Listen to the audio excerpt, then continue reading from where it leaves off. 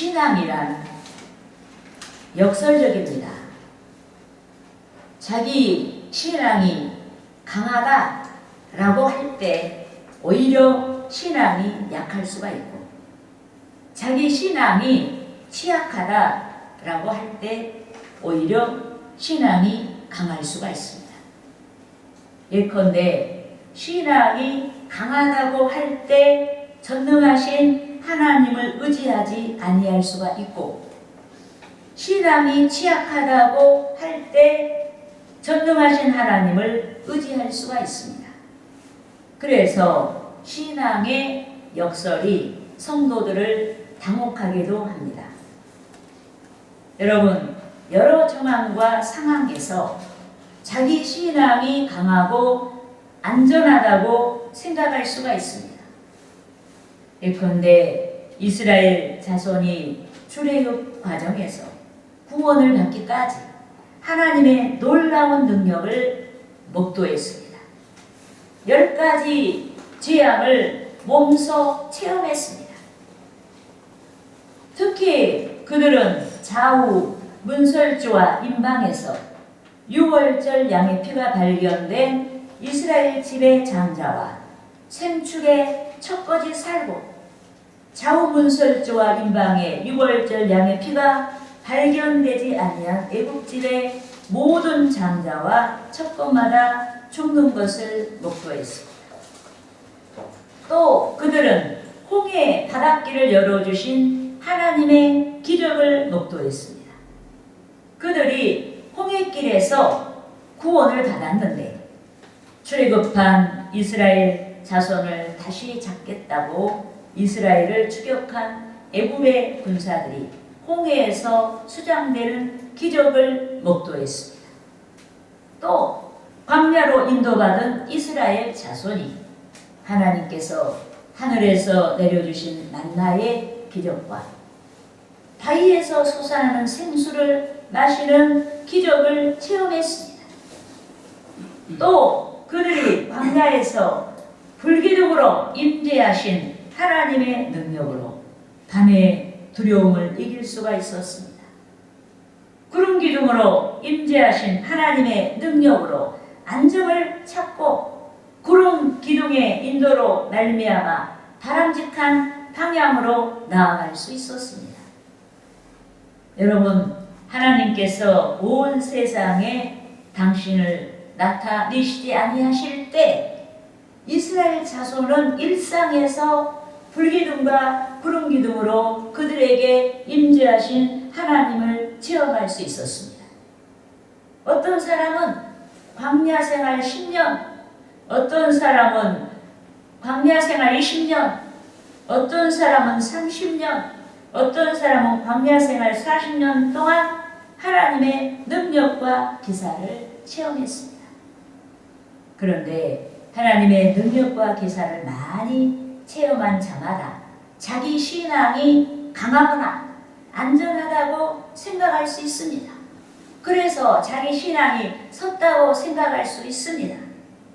그렇지만 신앙의 연조와 신앙이 강하거나 안전하다는 것은 별개의 것입니다. 또 하나님의 능력을 체험한 것과 신앙이 강하거나 안전하다는 것은 별개의 것입니다. 여러분, 강하고 안전한 신앙의 사람은 하나님을 의지합니다. 강하고 안전한 신앙의 사람은 하나님의 인도를 조차 순종합니다. 그런데 오늘 본문 본장 예하에서 신령한 하나님의 능력을 체험한 출애굽한 이스라엘 자손이 신앙이 섰다라고 방심했습니다. 방심하다가 신앙이 실패했습니다. 그들이 하나님의 능력의 수혜자가 되었다는 것만으로 그들의 신앙이 섰다라고 생각하고 방심했습니다. 그 결과 출애굽 40년 출애굽 여정 끝자락에서 대형 사고가 터졌습니다. 이스라엘 남자들이 시딤에서 모함 여인들의 유혹을 받아 우상 숭배하다가, 그러니까 출애굽 40년 출애굽 여정 끝자락에서 이스라엘의 남자들이 시딤에서 모압 여인들의 유혹을 받아 우상 숭배하다가 24,000명이나 연병으로 죽고 말았어요. 하나님을 원망하다가 불뱀의 징계를 받아 많은 자들이 죽었어요. 또 하나님의 말씀을 저버린 모세와 아론이 약속의 땅에 들어갈 수 없게 되었습니다. 이 모든 일들이 그들이 하나님을 체험하지 아니해서가 아니고 출애굽 40년이 되기까지 얼마나 많은 하나님의 능력을 체험했음에도 불구하고 그들이 방심하다가 출애굽 이제 40년 끝자락에서 이런 여러 가지 대형 사고를 만났다는 얘기예요.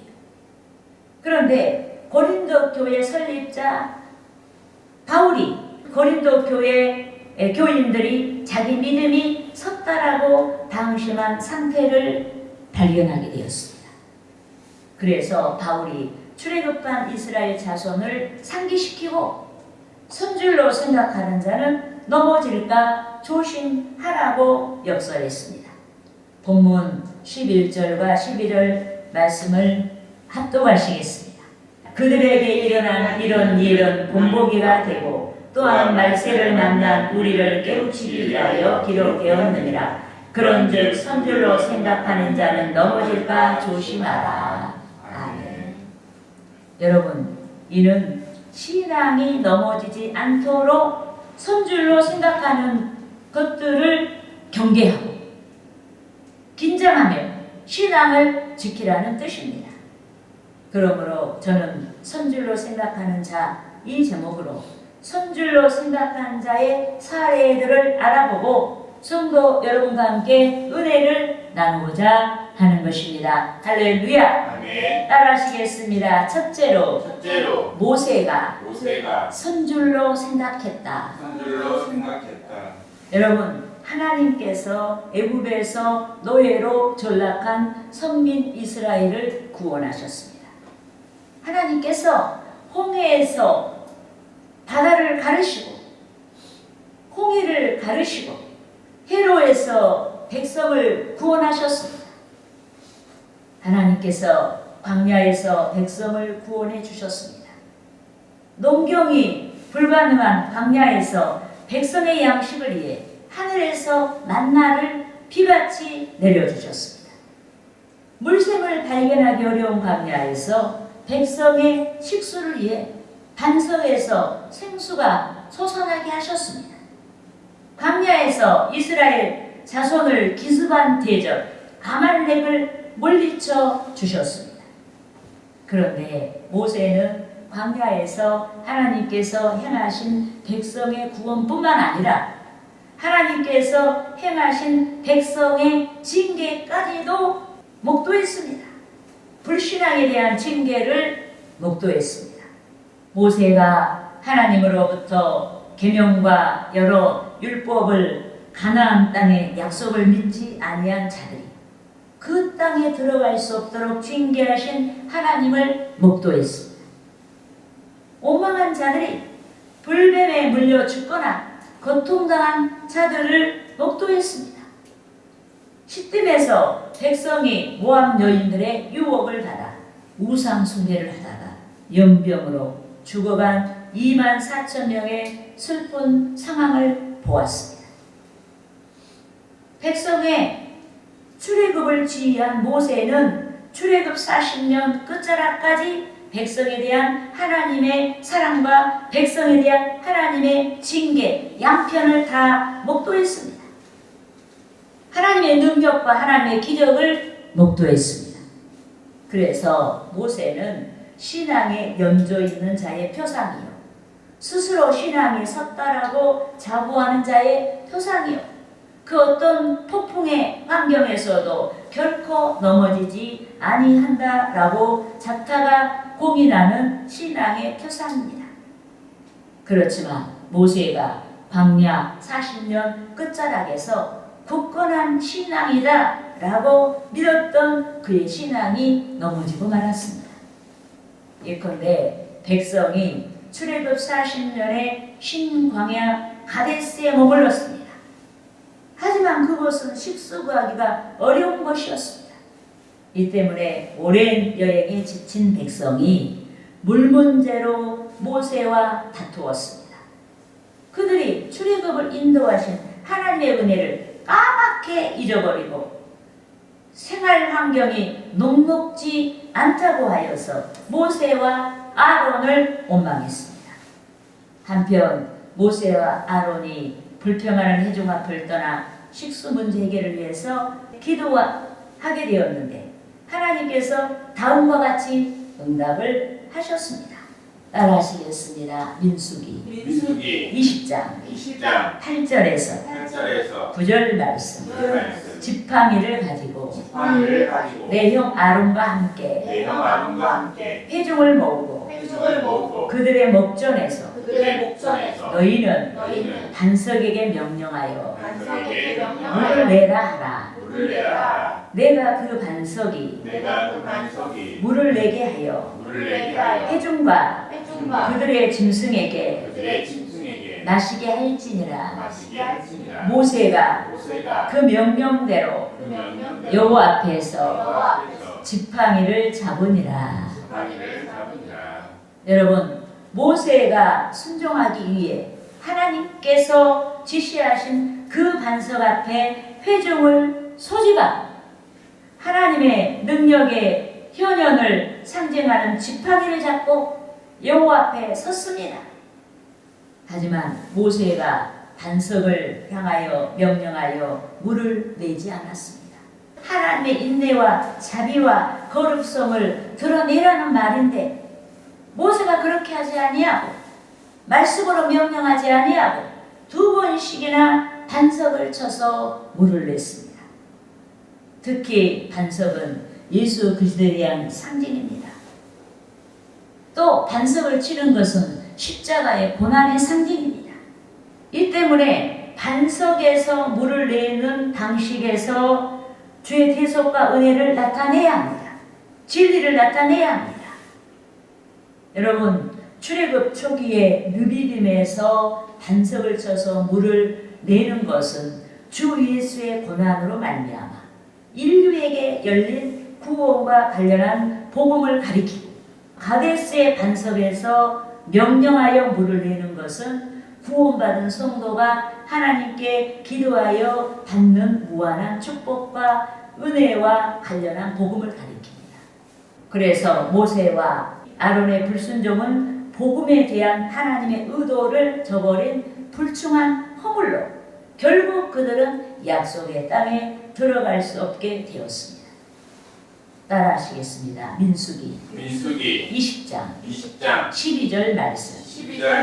여호와께서 모세와 아론에게 이르시되 너희가 나를 믿지 아니하고 이스라엘 자손의 목전에서 내 거룩함을 나타내지 아니한 거로 너희는 이 회중을 내가 그들에게 준 땅으로 인도하여 드리지 못하리라 하시니라.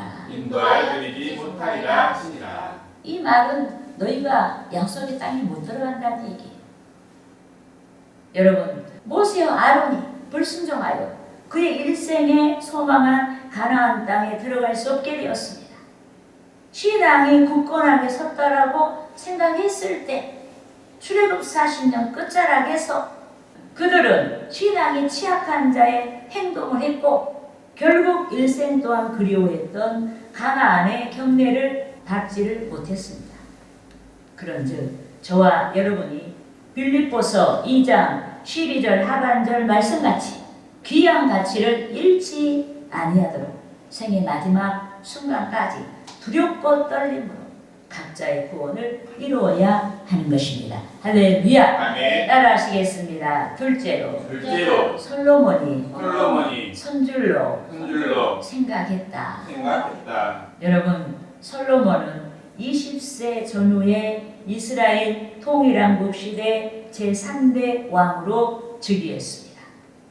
그는 경험이 부족한 자기를 하나님께 의탁하고 은혜를 구하기에 일천번제를 드리며 하나님께 나아갔습니다.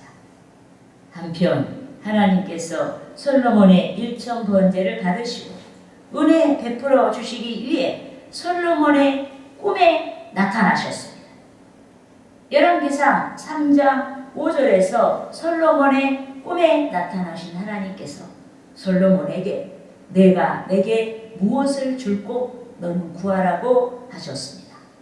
이때 무능함을 통감한 솔로몬은 자기를 가르쳐 종은 작은 아이라 출입할 줄을 알지 못하고라고 했고 백성을 위한 공의로운 재판을 할 수 있도록 선악을 분별할 수 있는 지혜를 달라고 기도드렸습니다. 여러분, 솔로몬이 하나님께 출입할 줄을 알지 못한다고 했는데 이는 통치와 국정운영 전반에 대한 리더십이 부족하다는 뜻입니다. 전쟁, 재판, 행정 전반을 감당할 능력이 부족하다는 뜻입니다. 그래서 솔로몬은 출입할 줄을 알지 못하고라고 하며 국왕의 통치 자질을 위해 지혜를 구했습니다. 여러분, 자기의 부족함을 인식하고 현실을 간파하고 하나님을 의지하는 솔로몬의 자세는 그가 비록 어린 나이에 즉위했을지라도 하나님 앞에서는 굳건하게 서 있는 신앙이었습니다. 하지만 솔로몬이 굳건한 신앙에서 넘어졌습니다. 그가 아름다운 성전을 건축했습니다. 궁전을 아름답게 건축했습니다. 하나님께서 그의 선조 아브라함에게 약속하신 영토를 확장했습니다. 국방을 튼튼하게 정비했습니다. 부강한 나라의 군주가 되었습니다. 그런데 솔로몬이 복을 받자 하나님을 의지하는 신앙에서 떠났습니다. 하나님을 의지하지 않자 하나님의 말씀을 두려워하지 아니했습니다. 마음이 담지 않았습니다. 그래서 그는 하나님께서 신명기 7장 3절부터 4절 말씀과 그의 통치기간의 경고, 그 말씀을 그의 통치기간에 경고하셨음에도 우상 숭배가 만연한 이방 여인들과 결혼했습니다. 1,000명이나 되는 아내와 첩들을 두었습니다. 따라하시겠습니다. 열왕기상 11장 2절에서 3절 말씀. 여호와께서 일찍이 이 여러 백성에 대하여 이스라엘 자손에게 말씀하시기를 너희는 그들과 서로 통혼하지 말며 그들도 너희와 서로 통혼하게 하지 말라. 그들이 반드시 너희의 마음을 돌려 그들의 신들을 따르게 하리라 하셨으나 솔로몬이 그들을 사랑하였더라. 왕은 후궁이 700명이요 첩이 300명이라 그의 여인들이 왕의 마음을 돌아서게 하였더라. 여러분, 하나님만이 절대적인 국방임에도 솔로몬이 하나님을 의지하는 신앙이 사라지자 국제 외교를 위한 국제 정략 결혼을 했습니다. 군사동맹 관계를 맺어 안보를 튼튼하게 하고 국제무역으로 나라를 부강하게 하고자 국제 정략 결혼을 했습니다. 이렇게 하여 솔로몬은 그에게 12번 이방 여인들을 위해 그들을 기쁘게 하기 위해 우상의 신전을 지어서 주고 선민의 도성을 더럽혔습니다. 여러분, 솔로몬의 신앙이 넘어졌습니다. 찬란한 시대를 구가했지만은 그때 그는 영적으로 가장 가난하고 가련한 자가 되고 말았습니다. 솔로몬이 하나님 앞에서 굳건하게 서 있었던 겸손한 신앙, 하나님을 의지했던 신앙, 열정의 제사를 드리며 하나님께 나아간 신앙에서 멀어지자 그런 가장 중요한 가치를 상실하고 말았습니다.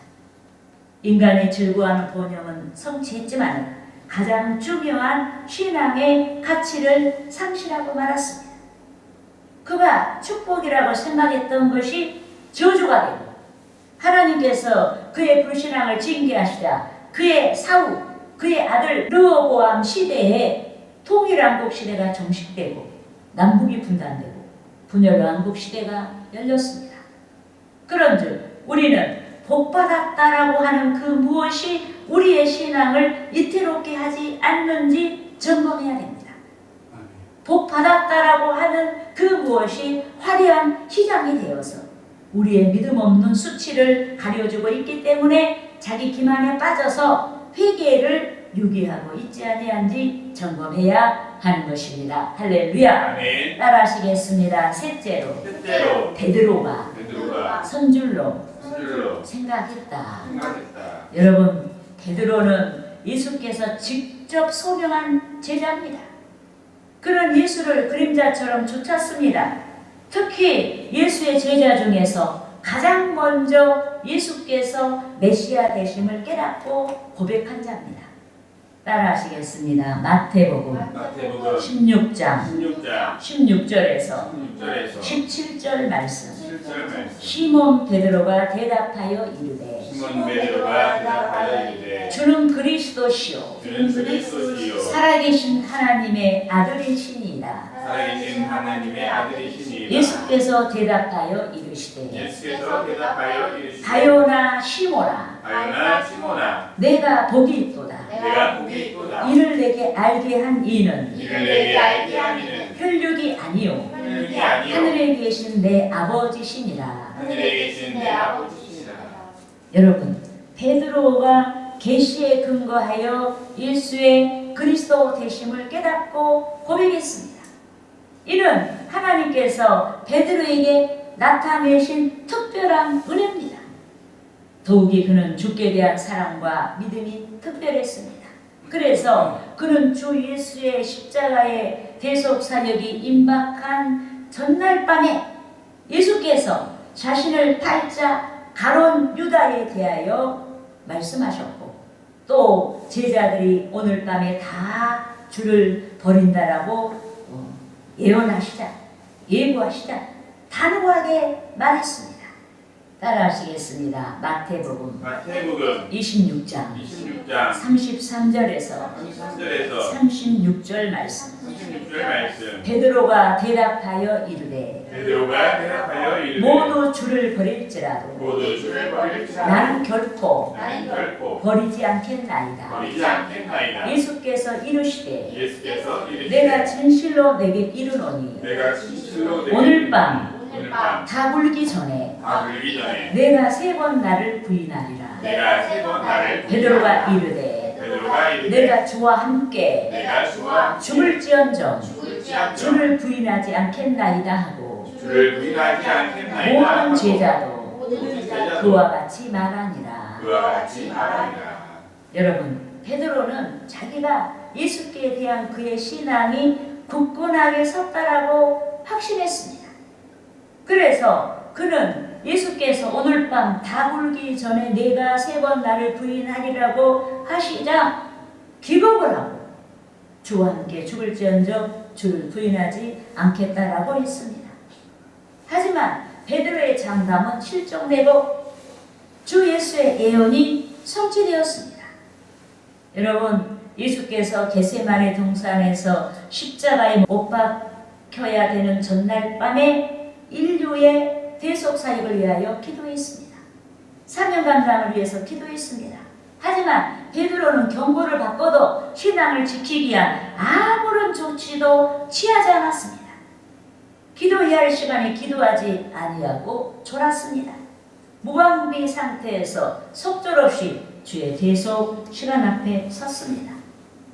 여러분, 예수께서 재판을 받기 위해 대제사장 가야바 앞에 섰고 베드로는 멀찍이 줄을 따라 대제사장 집 뜰까지 갔다가 그를 알아보는 한 여종이 너도 갈릴리 사람 예수와 함께 있었도다 하고 추궁하자 베드로가 두려워하였어 3번씩이나 예수를 모른다고 부인하고 말았습니다.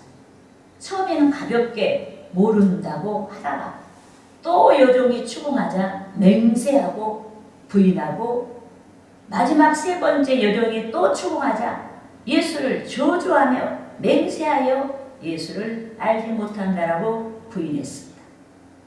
세 번째 부인과 함께 곧 새벽닭이 울었습니다. 이때 베드로는 오늘 밤 다 울기 전에 내가 나를 세 번 부인하리라 하신 주의 말씀이 생각이 나서 닭 울음 소리와 함께, 여러분 그 닭 울음 소리가 베드로에게는 어떤 비수와도 심장을 찌르는 비수와도 같지 않았겠습니까? 그가 밖에 나가서 심히 통곡했다고 성경은 말하고 있습니다. 여러분, 베드로의 모습이 인간의 연약한 모습이에요. 베드로의 모습이 우리의 연약한 모습이에요. 우리 중에 아무도 내가 마지막까지 신앙을 잘 지킬 것이다 라고 확신을 할 수 있는 사람은 없어요. 우리는 마지막까지 긴장해야 돼요. 오늘 성경의 사례를 들어서 말한 모든 인물들이 여러분 신앙이 섰다고 할 만큼 신앙의 연조도 대단하고 하나님의 놀라운 능력도 체험을 하고 그리고 또 신앙의 공동체 리더였고 왕이었어요. 그렇지만 그들의 난로가 그들의 긴장을 풀자 그들의 영적인 일에 끝까지 여러분 관심을 두지 아니하고 그 일을 가장 가치로 여기지 아니할 때 그들은 넘어지고 말았다는 사실을 우리는 알아야 되는 줄 믿습니다. 아멘. 그런즉 우리가 신앙의 연조 자랑하지 말아야 합니다. 이제까지 충성했던 행적을 자랑하지 말아야 됩니다. 성령으로 새로워지지 아니하며 새 은혜를 구하지 아니하면 언제든지 넘어질 수 있다는 연약함을 통과하고 뚝뚝 미지근한 신앙을 회개하고 열정의 신앙생활을 할 수 있어야 하는 것입니다. 할렐루야!